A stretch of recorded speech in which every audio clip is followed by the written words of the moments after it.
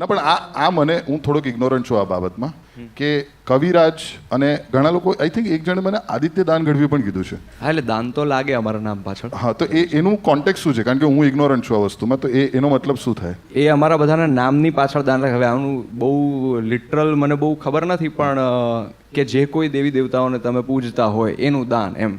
એટલે ધારો કે આદિત્ય, ધારો કે સૂર્યનારાયણની પૂજા કરવા વાળા ફેમિલીમાં અમારા હોય તો એણે એવું વિચાર્યું કે આદિત્યનું દાન એમ, એટલે આદિત્ય દાન ગઢવી એમ.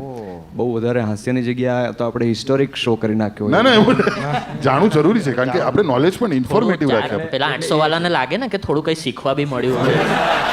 અહીંયા અર્જુન ભરતને ખબર પડે કે ઓય ઓય હાય હાય ગોટી સોડા વડાપાવ એની આગળ વધારવાનું ને કલ્ચરને. એક વસ્તુ હું કહેવા માંગીશ. થોડી વાર પહેલા મેં જ્યારે કીધેલું કે બ્રોડવે જોવા માટે મેં 25,000 રૂપિયાની ટિકિટ વાપરેલી, ત્યારે એક ભાઈને કીધેલું હે,